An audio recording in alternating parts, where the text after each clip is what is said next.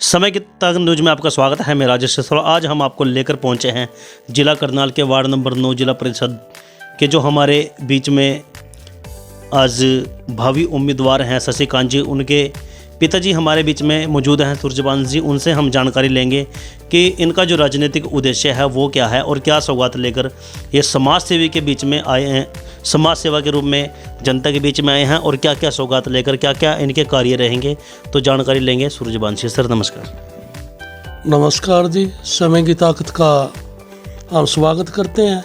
हमारे बीच गांव में आए और इन्होंने कहा भाई आपकी राजनीति में आने का क्या कारण है। राजनीति हमारा उद्देश्य नहीं है, ना हमारे में से कोई राजनीति में रहा और ना है। सिर्फ हमारा उद्देश्य तो एक ही है, जो गांव के विकास हैं, नालियाँ जहाँ पर पानी खड़ा है और गांव की जो समस्याएं, विधवाएं हैं उनकी समय पर पेंशन नहीं बनती, विधवा पेंशन है, या फिर गांव के कई एक कच्चे मकान हैं जिनको कि ना तो समय पर ग्रांट मिलती और ना ही कई बार है उनकी सुनवाई होती, जिस कारण कि वो पिछड़ जाते हैं। और उनका पिछड़ेपन का कारण ये है वो गरीबी की तय नीचे चले जाते हैं। और हमारी ये ही सबसे बड़ी ताकत रहेगी कि भाई हम मिलकर हमारे विधायक साहब से धर्मपाल गोंदर जी और जो चेयरमैन समय के आएंगे उनके साथ मिलकर गांव का विकास कराएंगे। जो हमारे कार्य क्षेत्र के अंदर कार्य होंगे हमारे को सौंपी जाएगी ग्रांट, वो ग्रांट हम बेखूबी अपने वार्ड के अंदर लगाएंगे और लोगों की घर घर जाकर समस्याएं सुनेंगे। जो भी उनकी समस्या होगी उनका हम मिलकर अपने जो भी हमारी को ड्यूटी दी जाएगी, जैसे मान लिया मेंबर बने उसके तहत जो ड्यूटी है वो उसके तहत ही हम सारे के सारे काम मिलकर करेंगे जी। बहुत अच्छी सोच है सर आपकी। तो सर जैसे आप जनता के बीच में जाते हैं तो जनता का किस प्रकार से रुझान आपको मिल रहे हैं, किस प्रकार से जनता का प्यार दुलार आपको मिल रहा है? जनता जनार्दन के बारे में क्या कहें जी, क्यों पिछली बार भी हमारा जो इलेक्शन था वो रह गया था जी। हम दूसरे नंबर पर अपने जिनसे अपना 11-12 गांव थे उनमें रहे थे और जनता जनार्दन ने उस टाइम भी हमारे को प्यार दिया और आज भी हम डोर टू डोर जाते हैं, हमारा वो दिल से सम्मान करते हैं और इज्जत करते हैं।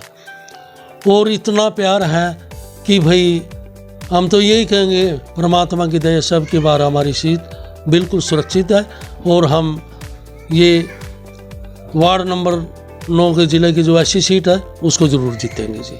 हाँ, उनका सहयोग पूर्ण रूप से गांव का भी, गोंदर का, क्यों गोंदर गांव हमारा क्या देखता है भाई, वो कैंडिडेट को देखता है भाई वो किस तरह का कैंडिडेट है। और हमारे परिवार का जो गांव के साथ जो संबंध है वो बहुत ही मधुर और मीठे और सम्मानित संबंध है जी सारे गांव के साथ, और गांव भी हमारा तहे दिल से साथ दे रहा है जी। बहुत अच्छी सोच है सर आपकी और बहुत अच्छे आपने अभी कार्यों की बात कही है कि किस प्रकार के आपके कार्य रहेंगे। तो सर आपके वार्ड नंबर 9 में कुल कितने गांव आते हैं और कितनी उनकी आबादी है, कितनी वोट है? वार्ड नंबर 9 जिला परिषद की ऐसी जो वार्ड है उसके अंदर लगभग 40,000 के लगभग तो वोटर हैं और 70 से 75,000 लगभग वहाँ की आबादी है। और हमारे यहाँ 11-12 गांव इस वार्ड के अंदर आते हैं जी। बहुत अच्छी बात है सर। तो सर अपने वार्ड नंबर 9 को चमकाने के लिए, जैसे शहरों की तरह अपने वार्ड नंबर 9 को आप किस प्रकार से चमकाएंगे? जैसे कि शहरों में आज बहुत ही विकास की लहर दौड़ रही है और सरकार का भी नारा है कि एक कदम स्वच्छता की ओर और सबका साथ सबका विकास, जैसे सरकार का भी एक नारा है। तो सर आप किस प्रकार की सोच लेकर चलेंगे और किस प्रकार से आगे बढ़ेंगे? गाँव में के लोगों के बीच में जाकर हम उनकी समस्याओं को पूछेंगे, भाई आपकी समस्या क्या है। एक तो स्वच्छता अभियान के तहत मान लिया किसी गांव के अंदर शौचालय वगैरह नहीं है तो शौचालय बनवाएंगे, और किसी भी तरह की जो उनकी समस्या होगी उनके बेस में बैठकर उनका निवारण करेंगे। और अपनी जो ग्रांट आएगी हमारी चेयरमैन साहब के मुद्दे से उसमें बैठकर हम उसका पूरी रूप से उनकी सहायता करेंगे, जो भी हमारे पे बन पाएगा उस ग्रांट के तहत जी। तो सर जैसे आज बात करें, जैसे सरकार का एक नारा भी है बेटी बचाएं बेटी पढ़ाएं, तो आज बेटियां और महिलाएं हर फील्ड में आगे भी हैं, तो महिलाओं को और बेटियों को बढ़ावा देने के लिए और उनको आत्मनिर्भर बनाने के लिए किस प्रकार की सोच आप रखते हैं? बेटी तो पढ़ेंगी तो तभी विकास होगा, एक का नहीं बल्कि वो पूरे समाज का विकास करती है। पहले तो अपने माँ बाप का समाज वो विकास करती हैं, जब दूसरे घर जाती है वहाँ जाने के बाद उस परिवार में जिसमें जाती है शादी हो जाती है, वहाँ भी वो पूर्ण रूप से उनका विकास होता है। और रही बात बेटी को पढ़ाने की, जो समाज बेटियों को पढ़ाता है तो समाज हमेशा ही उन्नति करता है और शिखर पर रहता है जी। आप अपने ग्रामवासियों को और अपने वार्ड नंबर 9 की जनता से आप क्या अपील करना चाहेंगे? और जैसे मकर संक्रांति और 26 जनवरी का पर्व नज़दीक है, तो किस प्रकार का मैसेज आप जनता को देना चाहेंगे? ग्रामवासियों को एक ही संदेश है, प्रार्थना उनसे कि भाई जब भी ये चुनाव हो, उस चुनाव के अंदर हमें आप सपोर्ट करें और मिलकर हमें जो भी इलेक्शन वगैरह का चुनाव के अंदर है हम हमारा साथ देंगे, तो हम गांव के साथ तन मन धन से रहेंगे।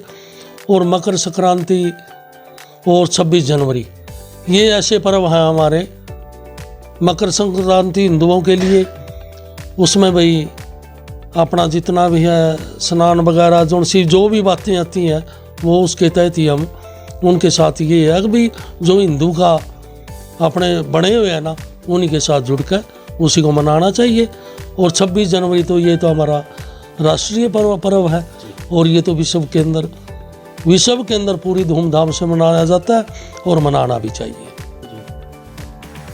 धन्यवाद जी। देखिए आज की खास कड़ी में हमारे साथ वार्ड नंबर 9 से जिला परिषद के जो भावी उम्मीदवार हैं शशिकांत जी, उनके पिताजी मौजूद थे सूरजबान जी, और समाज सेवी के रूप में बहुत ही अच्छा मैसेज और बहुत अच्छी सोच इनकी बनी हुई है। और अब की बार इन्होंने अपील भी की है कि अब की बार अगर जनता आशीर्वाद देती है तो अपने वार्ड नंबर 9 को ये चमकाने में कोई कसर नहीं छोड़ेंगे। तो बहुत अच्छी सोच है। हमारे भी चैनल के माध्यम से हम भी आपसे यही अपील करते हैं जनता से कि अब की बार इनका साथ दें ताकि आपके वार्ड नंबर 9 और आपके समाज का उद्धार हो सके। तो बने रहें समय की ताकत न्यूज़ के साथ। राजू राणा के साथ राजेश सिरसवाल की एक रिपोर्ट।